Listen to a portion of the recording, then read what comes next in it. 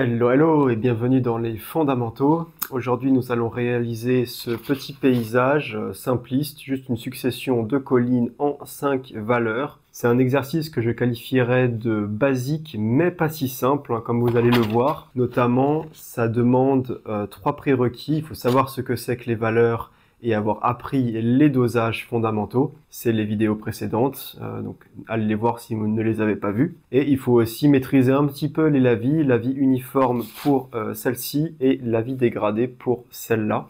Donc je vous encourage à refaire au préalable quelques lavis rapides, juste histoire de se remettre dans le bain parce que ça fait un petit moment.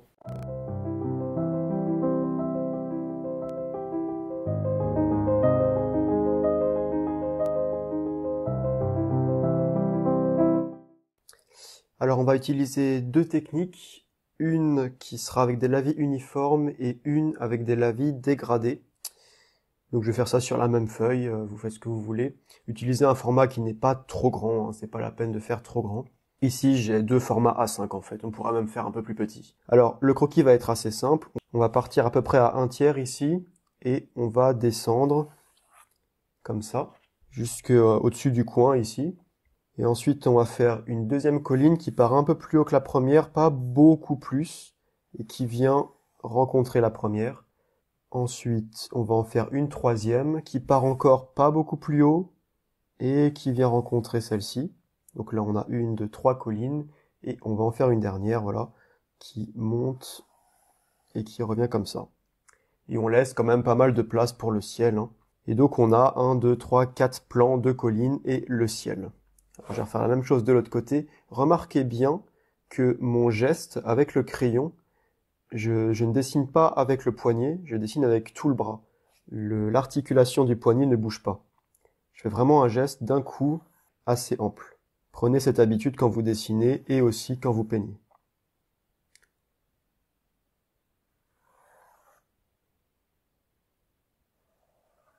Voilà.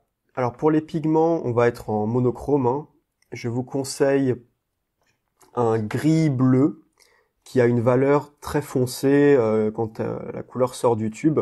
Moi, je vais prendre un gris de peigne qui va être parfait pour cet exercice, mais vous pourriez aussi utiliser un noir d'ivoire par exemple, ou même du sépia. Ça rendra mieux avec un gris froid. Mais bon, c'est juste un exercice, hein, faites avec ce que vous avez sous la main. Donc je vais en déposer un petit peu dans ma palette. Voilà, ici par exemple. Hop, et je vais travailler avec un pinceau à la vie. Comme je vous le disais en introduction, hein, si ça fait longtemps que vous n'avez pas fait de lavis, ça peut être bien de revoir un peu cette base. Donc à gauche, on va faire un lavis uniforme avec une consistance de thé pour commencer. Donc je vais essayer de retrouver ma consistance de thé. C'est pas très difficile, hein, on met un petit peu de pigment et vraiment beaucoup d'eau.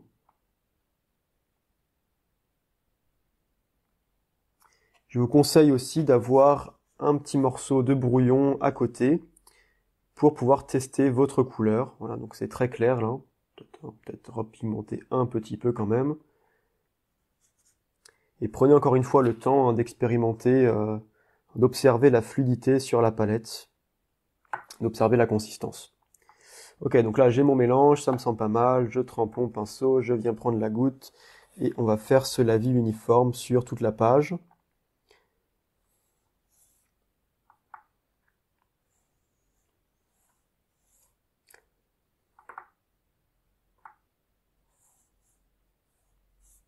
Alors j'ai un pinceau un peu petit là.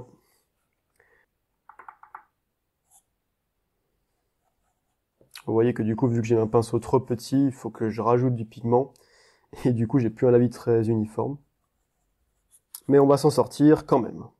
Donc là, on va attendre que celui-là sèche. Et pendant qu'il sèche, on va passer directement à celui de droite. Hop, je vais prendre mon gros pinceau à la vie. Donc à droite, on va faire un dégradé. On va partir avec une valeur un peu plus foncée que le T. Mais quand même vraiment clair, quoi. Quelque chose de très fluide. Pareil, je vais tester. Voilà, ça me semble pas mal. C'est quand même assez foncé. Pas que ça soit trop foncé. Hop, je penche mon papier et j'y vais. C'est quand même beaucoup plus simple avec un pinceau bien adapté. Et donc je vais faire un dégradé, là j'en ai posé un petit peu, je vais enlever le pigment que j'ai, le reprendre un petit peu, reprendre la goutte. Voilà, vous pouvez aller revoir la vidéo sur les dégradés et faire descendre tout ça jusqu'en bas. Alors je trouve que ma valeur en haut n'est pas assez foncée, donc je vais rajouter dans l'humide en temps réel. On peut faire ça. On n'est pas obligé de réussir à chaque fois du premier coup. Tant que c'est bien humide, on peut revenir, il n'y a pas de souci. Voilà. Alors ça me semble assez sec à gauche, donc maintenant ce que je vais faire, c'est que je vais passer sur une consistance de café. Donc je vais prendre plus de pigment. Là. Ça c'est moins fluide sur la palette. Je vais tester sur mon petit brouillon là, ça me semble bien. Je vais faire un lavis uniforme avec cette valeur de café en partant du premier trait que j'avais tracé ici et en allant jusqu'en bas. Vous voyez que c'est plus foncé que la valeur qu'on a posée initialement. Maintenant c'est sec à droite. Alors vous voyez que le dégradé est très subtil et c'est normal, on est parti d'une valeur très claire, celle de la consistance de thé, pour aller jusqu'au blanc, alors forcément il n'y a pas une grande amplitude dans le dégradé. Et donc maintenant, voilà, sans surprise, on va faire un dégradé avec une valeur un peu plus foncée, consistance café pour cette colline à l'arrière-plan, et on va essayer de dégrader assez rapidement à l'intérieur de cette forme à l'arrière-plan. Donc je vais reprendre ma consistance café, voilà, très bien. La petite goutte et on y va. On va passer une première bande. On rince le pinceau, on reprend un petit peu et on repasse une deuxième bande. On rince le pinceau et on vient terminer ce dégradé. On va poursuivre jusqu'en bas. Et voilà. Donc pareil, on part d'une valeur assez claire. Il n'y a pas une grande amplitude de valeur dans le dégradé. Mais vous allez voir que ça rendra un peu plus dynamique que nos lavis uniformes à gauche. D'ailleurs, en parlant de lavis uniforme, qu'est-ce que ça dit? Ça me semble plus ou moins sec. Donc on va passer à une valeur un peu plus foncée, consistance lait. Une valeur intermédiaire donc. Voilà, ça me semble pas mal ça. Et on va se faire un petit lavis uniforme. Cette fois dans ce contour ici.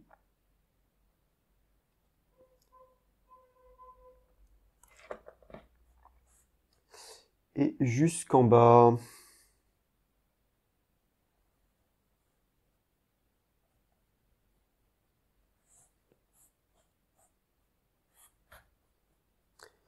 Hop, mettez bien assez d'eau, faut avoir la goutte, là j'étais limite. Et on va attendre que ça sèche. Vous avez vu, on construit notre aquarelle du plus clair au plus foncé, c'est très classique, les arrière-plans d'abord, et on arrive petit à petit jusqu'au premier plan avec des valeurs plus foncées. Vous pouvez utiliser un sèche-cheveux pour accélérer le processus si vous avez un sèche-cheveux, qui n'est pas mon cas, donc je vais faire un sèche-cheveux manuel.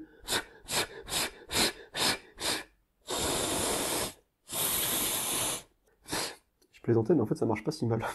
Allez, on va passer au dégradé avec la valeur intermédiaire consistance lait. Hop, je vais reprendre ma consistance. Là, on va pouvoir un peu tester. Ça commence à être pas mal visqueux.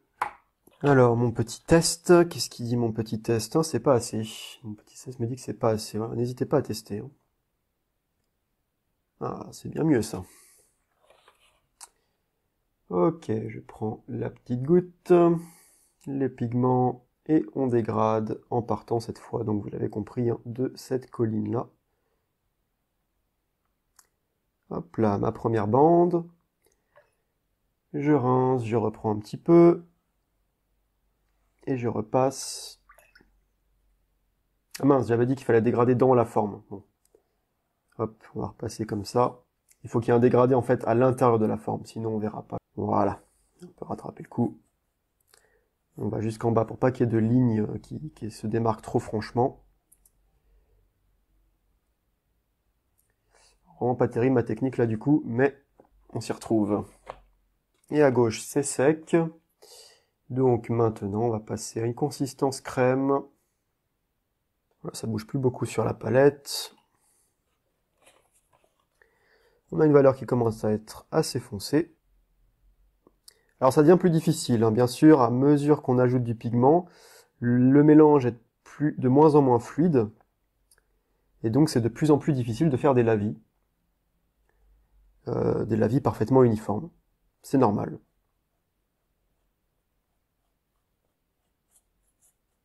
J'ai encore une goutte, mais commence à être petite. Il faut arriver à mettre beaucoup d'eau et beaucoup de pigment. Alors pas de panique, hein, si votre lavis n'est pas parfaitement uniforme, c'est pas du tout grave, hein.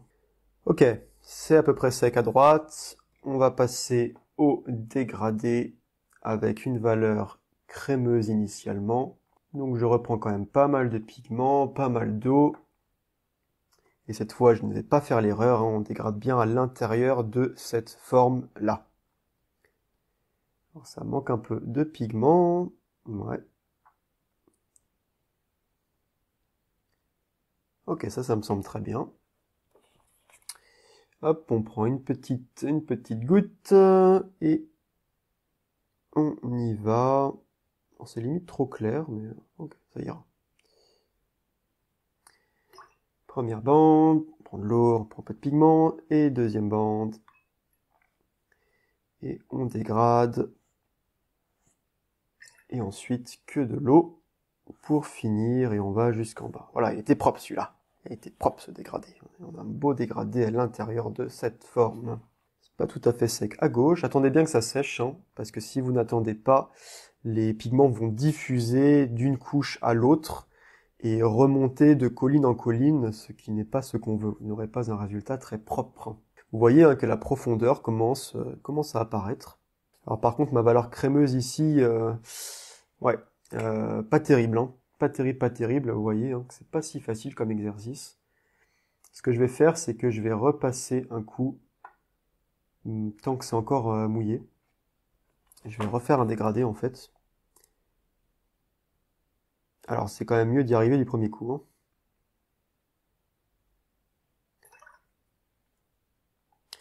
J'en profite pour vous montrer, vous avez vu, j'ai un geste très fluide, hein. Je fais des bandes comme ça, sans repasser, sans revenir en haut. Voilà, c'est bien mieux.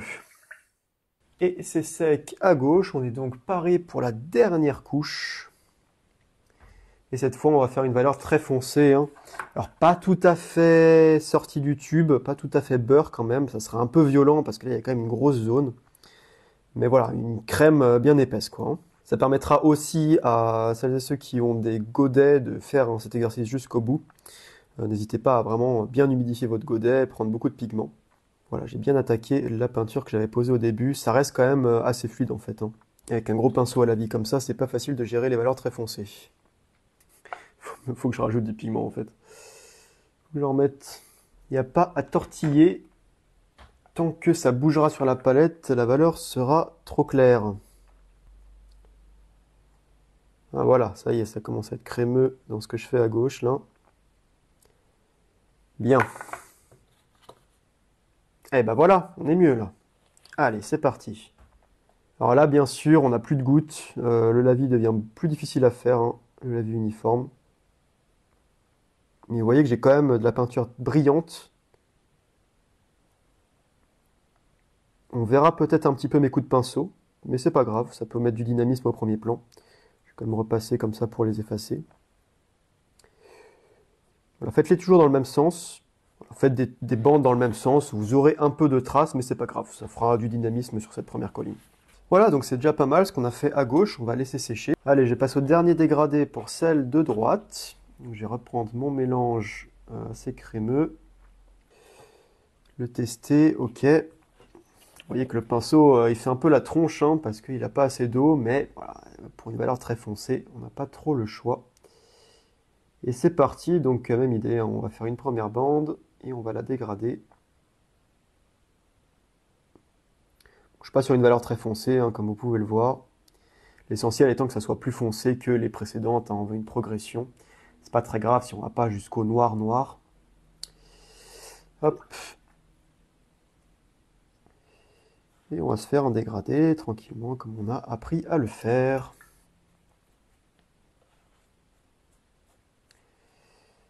Et ben voilà, ça me semble pas mal.